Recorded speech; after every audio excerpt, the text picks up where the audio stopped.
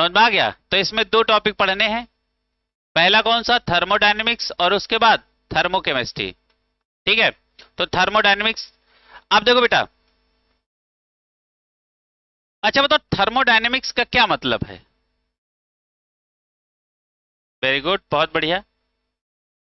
Transfer of heat का calculation करना, क्या घटा क्या बढ़ा, है ना, जितने मैक्रो, है ना, क्वांटिटीज हैं सबका कैलकुलेशन करना क्या कहलाता है? थर्मोडायनेमिक्स, है ना। तो जरा ध्यान से देखो, थर्मोडायनेमिक्स क्या है। यहाँ एक शब्द लिखा गया है माइक्रोस्कोपिक, है ना। तो deals with energy changes of microscopic system involving large number of molecules, है ना। Tells about feasibility of reaction. Feasibility का मतलब समझ रहे हो? रिएक्शन हुई कि रिएक्शन नहीं हुई, है ना। रिएक्शन का होना और ना होना क्या कहलाता है? फिजिबिलिटी। रिएक्शन हुई तो रिएक्शन फिजिबल है, और रिएक्शन नहीं हुई तो रिएक्शन फिजिबल नहीं है। क्लियर है? अच्छा, random form of energy is called heat. समझ में आ गया? एनर्जी का कोई रूप ना हो, समझ में आ गया, रैंडम फॉर्म हो, तो उसे क्या बोलेंगे? हीट।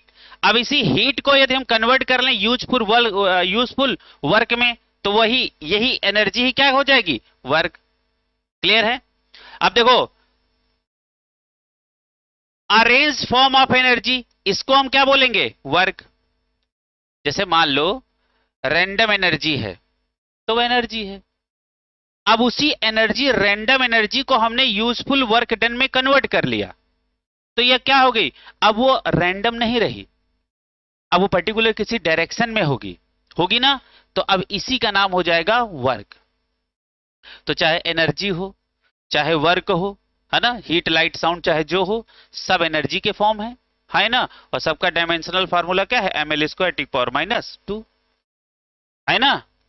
तो बताओ, यदि अरेंज फॉर्म ऑफ एनर्जी हो तो उसको हम क्या बोलेंगे? वर्क। और यदि रैंडम हो तो उसे क्या बोलेंगे? हीट। क्लियर है? अच्छा बताओ, यूनिवर्स क्या होता है? सिस्टम और प्लस सराउंडिंग, है ना। अच्छा, सिस्टम कितने तरीके के होते हैं? 3। बताओ कैसे?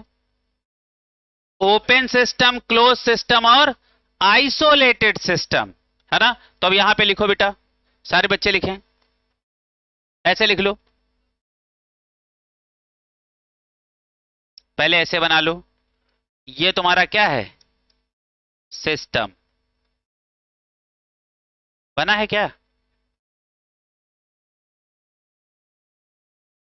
हम्म, बना लो बेटा,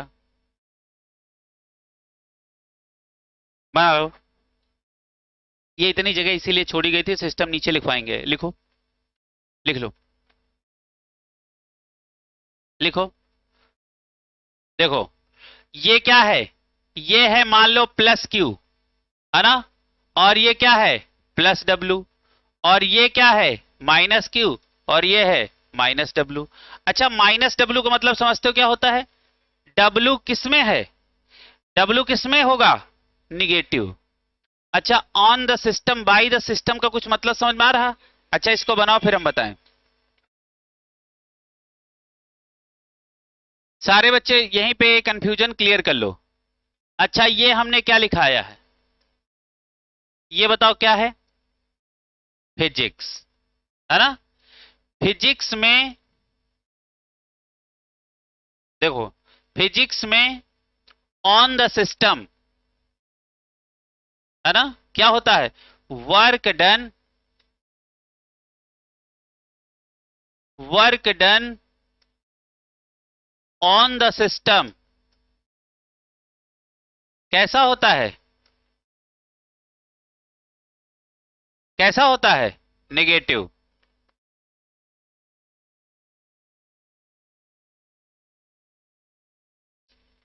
केमिस्ट्री में work done on the system कैसा होता है? पॉजिटिव। सबसे पहले तो ये पहले ही क्लियर कर लो,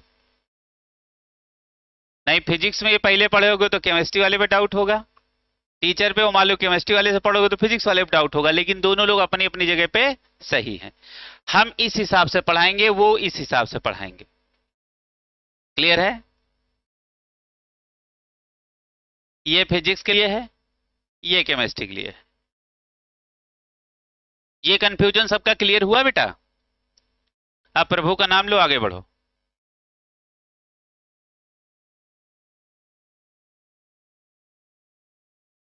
डिवाइडेड इनटू 3 पार्ट्स। इसको डिवाइड कर दो सिस्टम को।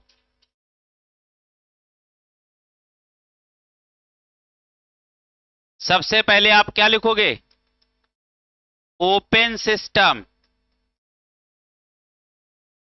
उसके बाद आप क्या लिखोगे? Closed system. उसके बाद कैसा है? Isolated system.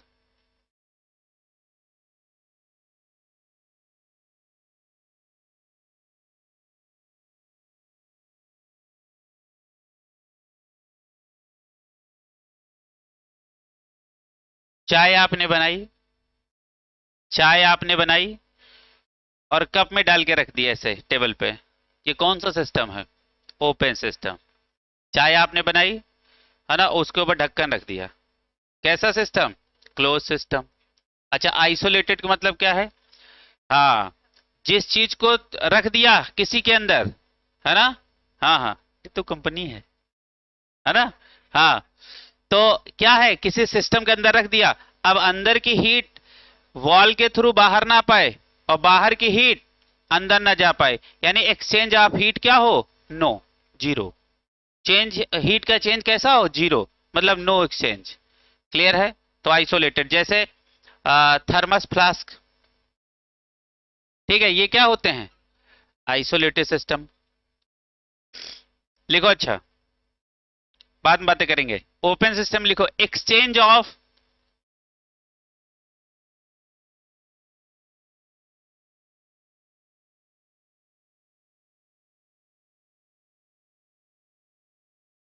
Open system. ये देखो, लहरा के चाय भी बाहर निकली जा रही है, ठीक है, ये कौन सा सिस्टम है? Open system.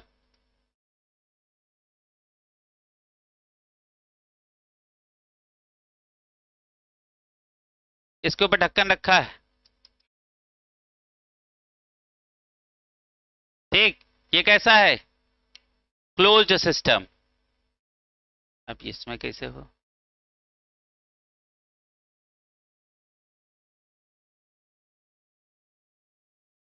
ठीक है, और इसके अंदर कई सारी लेयर्स होती हैं जो तुम्हें दिखती नहीं है। इसके अंदर जो मटेरियल भरा है, अंदर की एनर्जी बाहर नहीं आएगी, बाहर की एनर्जी अंदर नहीं जाएगी, ठीक है। चलो अच्छा, एनर्जी एक साथ है लिख दे क्या? अरे ठीक है, चलो ठीक है, कुछ समझ में आ गया? लिख लो। अच्छा देखो, यहां क्या हो रहा? एनर्जी का ट्रांसफर हो रहा है, आए ना, और मैटर भी, मैटर यहां क्या है? रुका हुआ है, क्योंकि ढक्कन लगा दिए ना। लेकिन यहां देखो, यहां देखो, यहां एनर्जी का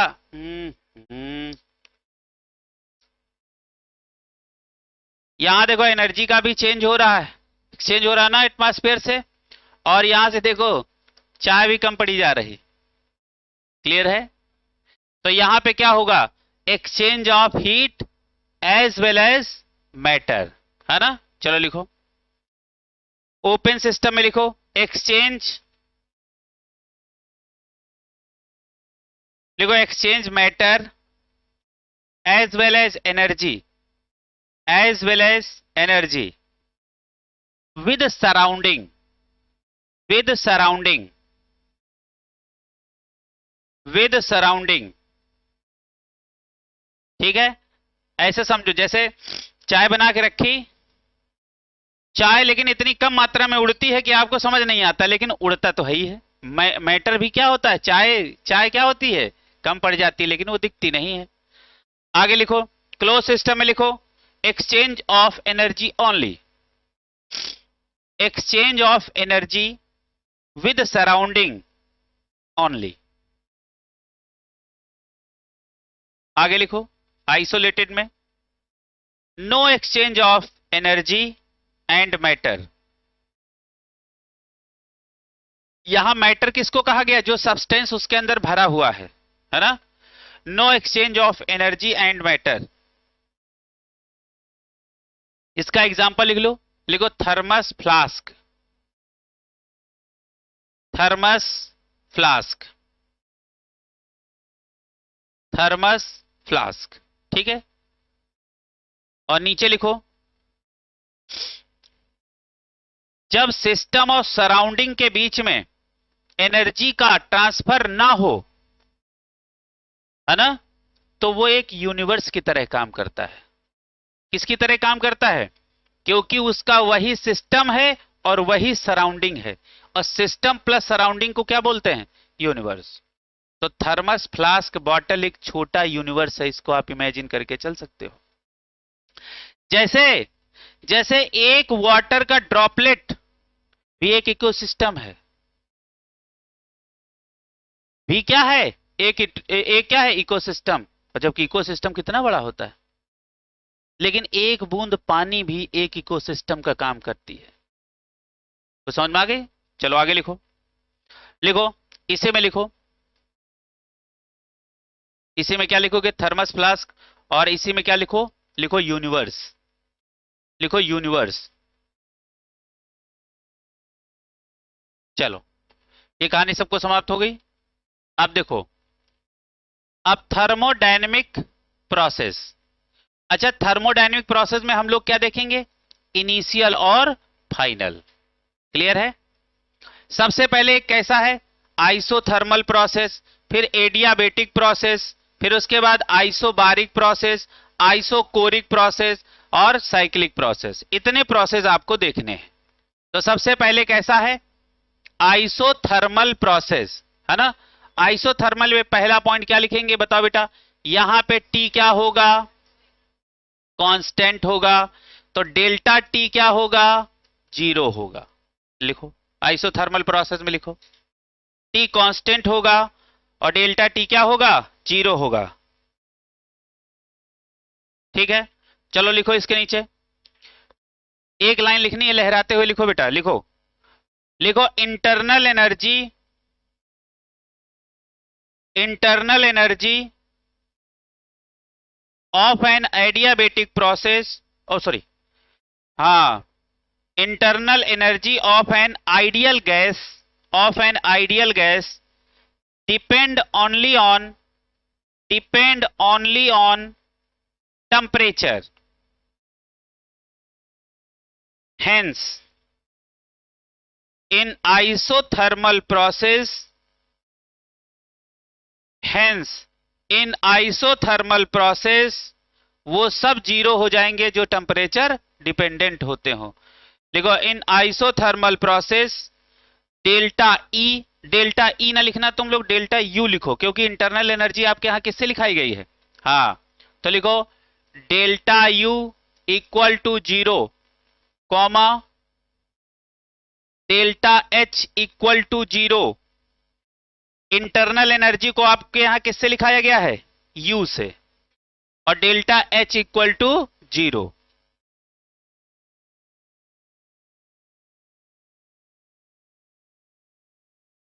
ये इंटरनल एनर्जी चेंज है, इंथैल्पी चेंज है ना? तो लिख लो। अब दूसरा लिखो, एडियाबेटिक प्रोसेस। दूसरा कौन सा है? Adiabatic process. लिखो, पहले तो लिखो no exchange of heat between system and surrounding, between system and surrounding, no exchange of heat between system and surrounding. और एडियाबेटिक प्रोसेस में लिख लो delta Q equal to 0। Adiabatic process में सबसे पहला पॉइंट आपको क्या लिखना चाहिए? Delta Q equal to 0। यहां हीट का कोई भी चेंज नहीं होगा। ठीक है भैया, लिख लिया? चलो अगला देखो, आइसोबारिक प्रोसेस, आइसोबारिक प्रोसेस, बार किसका यूनिट है? बार किसका यूनिट है? प्रेशर का। इसका मतलब यहां P क्या होगा? कांस्टेंट। तो डेल्टा P क्या होगा? 0। खत्म। आइसोकोरिक प्रोसेस, वॉल्यूम कैसा होगा? कांस्टेंट। तो बताओ डेल्टा V क्या होगा? 0। और साइक्लिक प्रोसेस में सब कुछ 0, क्योंकि जहां से शुरू वहीं खत्म, जो इनिशियल वही फाइनल। तो लिखो साइक्लिक प्रोसेस में, लिखो delta H equal to 0, delta U equal to 0, delta G equal to 0। G naught नहीं है ना? ठीक है। डेल्टा S इक्वल टू 0, मतलब साइक्लिक प्रोसेस में जितना डेल्टा वाली चीजें होंगी वो जो टेम्परेचर डिपेंडेंट होंगे सब होंगे 0, है ना? क्या होंगे? 0। लिख लो बेटा। डेल्टा यू समझ ही रहे हो? डेल्टा एच क्या है? Enthalpy change, internal energy change, Gibbs free energy change, और ये इंट्रोपी चेंज। जिसको ना समझ रहे हो लिख लो। डेल्टा एस क्या है? Entropy change. लिखो बेटा, लिख लो बेटा, समय ना खराब किया करो, जल्दी जल्दी लिखो। Entropy change. ज्यादा समय थोड़ा नहीं चैप्टर के लिए, इसी महीने में खत्म करना भाई। देखो अब अगला है unit of heat and work. अच्छा बताओ, हीट का ही ऑर्गेनाइज्ड फॉर्म तो वर्क है। हीट का ही ऑर्गेनाइज्ड फॉर्म क्या है? वर्क। ठीक है। अच्छा आप बताओ, कैलोरी भी आपकी हीट की और वर्क की एनर्जी हो सकती है, और जूल भी, चाहे कैलोरी हो चाहे जूल हो। और जब इंटरनल चेंज आपको करना हो तो देख लिया करो, एक कैलोरी 4.18 जूल के बराबर है। आप चेंज कर लो, क्लियर है? अच्छा, एक जूल किसके बराबर होता है? 10⁻7 अर्ग। ठीक है भैया। अच्छा देखो, ये भी हीट के एनर्जी, ये भी हीट का यूनिट है, ये भी हीट का यूनिट है, ये भी हीट का यूनिट है। अब आपसे पूछा जाए इनमें सबसे बड़ा यूनिट कौन है, तो कैलोरी, उससे छोटा जूल, और सबसे छोटा अर्ग। तो तुम याद इसको रखना, काजी। देखो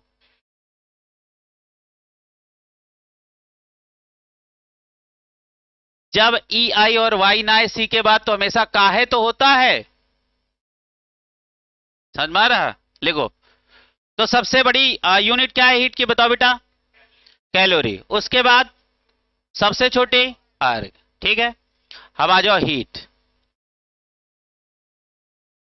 चलो चलो चलो चलो। अच्छा एक बार जितना हमने पढ़ा है देख लो, जल्दी जल्दी देख लो।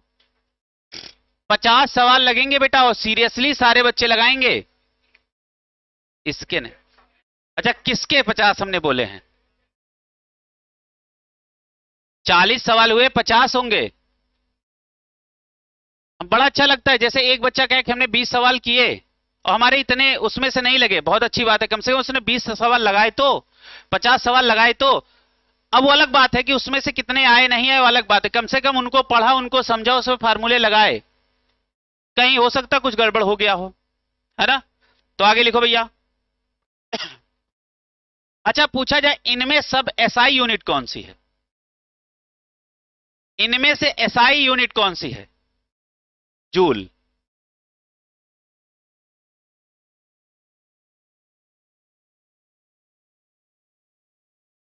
ये कौन है एसआई यूनिट? हीट को दो भागों में डिवाइड कर लो। एट कांस्टेंट प्रेशर, ज्यादा ऐसा हो गया, एट कांस्टेंट वॉल्यूम। लिख लो, दो जगह लिखो, at constant pressure and at constant volume. देखो हीट के कई रूप होते हैं, है ना? Heat at constant pressure enthalpy हो जाती है। Heat at constant volume internal energy हो जाती है। हीट का अरेंज फॉर्म क्या है? वर्क। अच्छा, सब क्या है, किसके रूप हैं? हीट के। और हीट क्या है? एनर्जी। इसका मतलब एनर्जी हर जगह क्या कर रहे हैं? अपने रूप बदल रही है। एनर्जी क्या कर रही है? हर जगह अपना रूप बदल रही है। क्लियर है? तो लिखो एट कांस्टेंट प्रेशर पे लिखो। लिखो एट कांस्टेंट प्रेशर में लिखो। अच्छा, एट कांस्टेंट प्रेशर है तो बताओ ये प्रोसेस कैसा है? Isobaric process. अच्छा, ये बताओ इस क्या कैसा है? Isochoric process. ठीक है। हीट को कांस्टेंट प्रेशर पे बोला जाता है इंथैल्पी। तो इसके नीचे लिखो।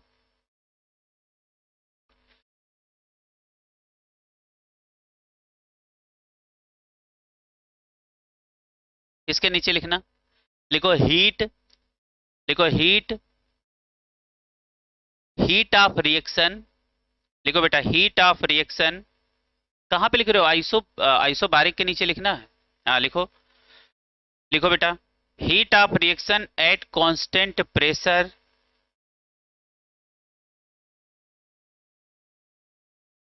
is called enthalpy. Is called enthalpy. Is called enthalpy. अब दूसरी साइड लिखो आइसोकोरिक में। लिखो बेटा heat of reaction at constant volume is called internal energy.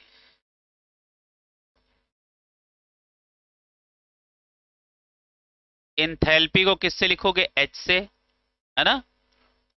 और बेटा इंटरनल एनर्जी को किससे लिखोगे? यू से। ठीक है। अच्छा एक बात बताओ, क्या हमने बोला हीट एट कांस्टेंट प्रेशर, क्या इसको हम क्यूपी नहीं बोल सकते हैं? Heat energy at constant pressure, इसको क्या हम क्यूवी नहीं बोल सकते हैं? बताओ। क्यू बड़ा है और ये कहां है?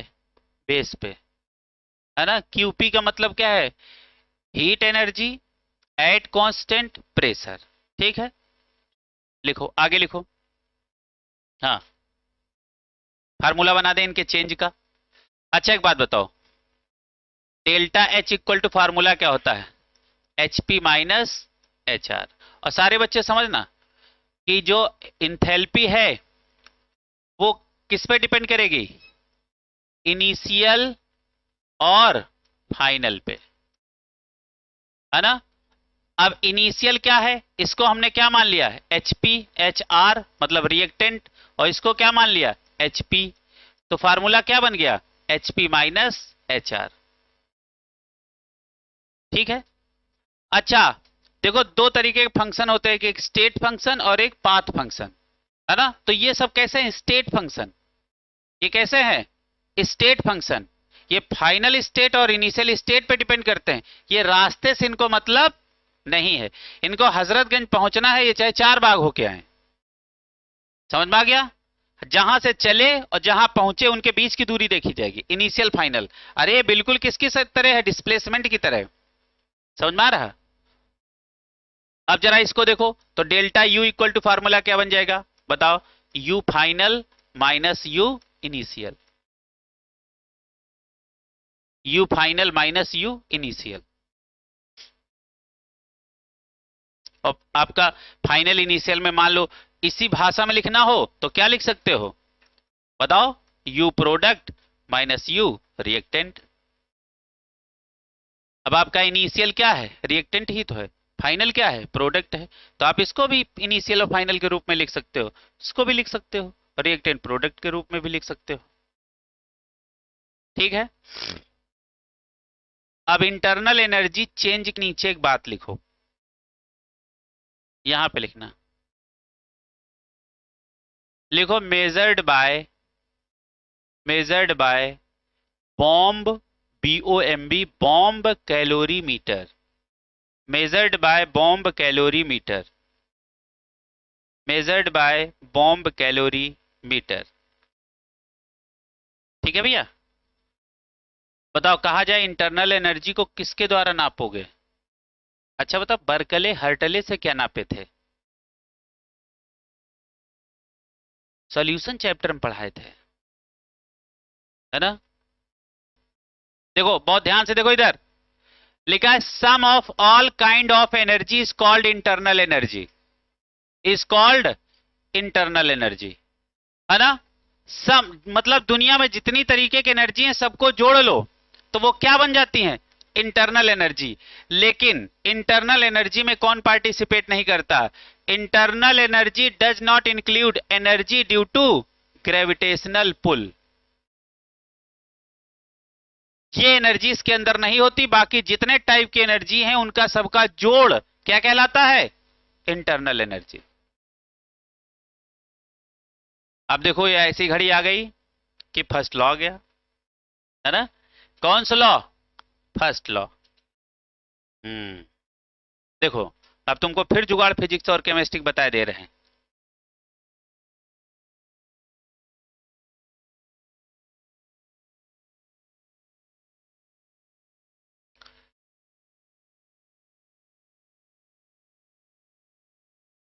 ये कहां लगेगा फार्मूला?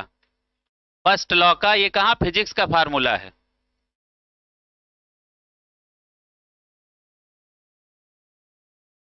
ये फर्स्ट लॉ का फार्मूला कहां का है? केमिस्ट्री का।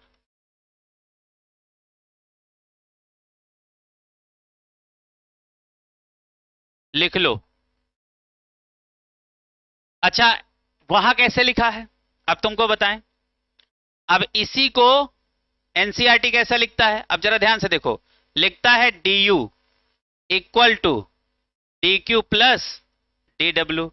अब बच्चा ये वाला दिमाग में होगा, वो यहां पे आया कर रहा होगा और ये नहीं देखेगा ये पापक बराबर है कि चाचक बराबर है, बराबर दिखबे नहीं करेगा, वो यहां का प्लस माइनस देखेगा। अरे ऐसे है। क्लियर है? कुछ समझ में आया? तो सारे बच्चे हमारे साथ बोलो, बोलो डी क्यू बराबर D W D D U equal to D Q minus D W. D Q, अच्छा डी यू बोल गए थे, अच्छा ये वाला बोल दिए थे। बोलो D Q equal to D U minus D W. ये वाला तुम याद रखना हमेशा, इस पे टिक कर लो, याद यही रखना है। अब देखो तुम्हारा जो फिजिक्स और केमिस्ट्री में कंफ्यूजन हो सकता है वो मैं साथ साथ बताए दे रहा हूं, तो इसीलिए लिखे दे रहा हूं यहां फिजिक्स और केमिस्ट्री, है ना? जब कभी कभी बच्चा इस इन्हीं में बहुत कंफ्यूज होता है, कहता हम तो पागल हो गए, कहां प्लस होता है कहां माइनस होता है। हम आपको साफ साफ बताए दे रहे हैं। अच्छा याद कैसे रखोगे? देखो फिजिक्स का स्पेलिंग पी से शुरू हो रहा, इन दोनों के बीच में प्लस है ना? पॉजिटिव प्लस है ना? प्लस पॉजिटिव है फिजिक्स। चलो आगे लिखो। देखो first law of thermodynamics based on conservation of energy. अच्छा ये आपको नहीं लग रहा सब एनर्जी ही है? सब एनर्जी है कि नहीं है ना? और सबों का क्या है? सिर्फ रूप बदला है। और जब, और बहुत ध्यान से देखो, सारे टाइप की एनर्जी आप जोड़ लो तो क्या बन जाती है? Internal energy. तो लिखो बेटा, पहली लाइन यहां पढ़ लो, total energy of the universe और आइसोलेटेड सिस्टम। अब मेरी बात को समझो सारे बच्चे, बहुत ध्यान से देखो क्या लिखा है? यूनिवर्स और आइसोलेटेड सिस्टम। हमने आइसोलेटेड सिस्टम में ही तो यूनिवर्स भी लिखाया था, ध्यान करो। तो जानते हो एक आइसोलेटेड सिस्टम एक यूनिवर्स की तरह काम करता है, क्योंकि उसका वही सिस्टम वही सराउंडिंग, क्योंकि उसका सराउंडिंग बाहर से है ही नहीं। बोतल के अंदर जो चीज भरी वही मैटर है, और जो जितना खाली स्पेस वही उसकी सराउंडिंग है। तो सिस्टम और सराउंडिंग एक ही है, तो यूनिवर्स नहीं हो गया? हाँ या ना? क्लियर है? अच्छा क्या लिखा है? Total energy of universe isolated system remain constant. ये हमेशा क्या होती है? अरे जब एनर्जी का एक्सचेंज नहीं होगा तो हमेशा एनर्जी जितनी थी उतनी ही तो रहेगी, ऑलवेज कांस्टेंट। आगे लिखो। अब सारे बच्चे ये दोनों फार्मूले लिखो।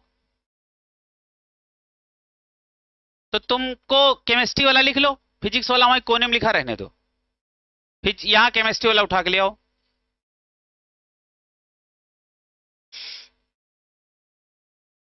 और एनसीईआरटी ऐसा लिखती है ऐसा, तो हम लोग केमिस्ट्री वाला उठा के यहां लाए। डी क्यू बराबर डी क्यू बराबर डी यू और माइनस डी डब्ल्यू। यू यहां ले जाओ, डी यू इक्वल टू क्या हो जाएगा बताओ बेटा?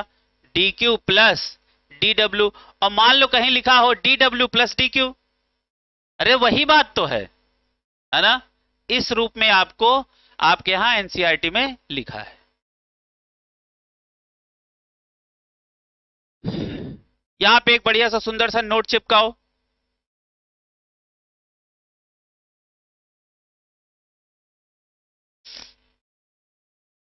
और एक बात समझ लेना, और सारे बच्चे बहुत ध्यान से देख लेना। यहां पे लिखना, क्या लिखना? वर्क डन पॉजिटिव कब रखना? पॉजिटिव कब रखना? निगेटिव कब रखना? बताओ। लिखो, लिखो on the system work done positive, by the system work done negative. तो यहां लिखो पॉजिटिव कब होगा, लिखो, लिखो वर्क डन, लिखो work done on the system. जब सवाल में कहे work done on the system हो रहा है तो आप W प्लस में लेंगे, और जब कहे कि वर्क डन सिस्टम कर रहा है यानी work done by the system, तो आप वर्क डन को उठा किस में रख देना? निगेटिव में। अच्छा, आपसे कहा जाए ये फार्मूला किसका है? ये जो लिखा हुआ फार्मूला किसका है? Work done on the system का है। यदि यहां निगेटिव हम कर दें तो यही formula work done by the system हो जाएगा। नहीं समझ में आया? आया ना? हाँ, तो समझ में आ गया। अब जैसे अच्छा ये बताओ, तो लिख ही लोगे, इतना जान करो। आगे लिखो, बहुत समय ना खराब करो, नहीं तो बुकलेट देने कोई मतलब नहीं होगा है। आगे लिखो, अगला लिखो बेटा। नोट एक चिपकाओ, नोट लिखो, नोट चिपकाओ, लिखो।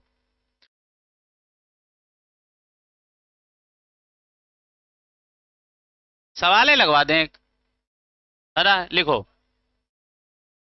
हमारा कहने का मतलब है इसको, इसमें कंफ्यूज तो नहीं हो गए? नहीं, हम मानेंगे नहीं ऐसे। लिखो ना ना, work done on the system, तो फार्मूला क्या होगा? डी यू बराबर D Q plus D W. Work done by the system क्या होगा? डी यू बराबर D Q minus D W.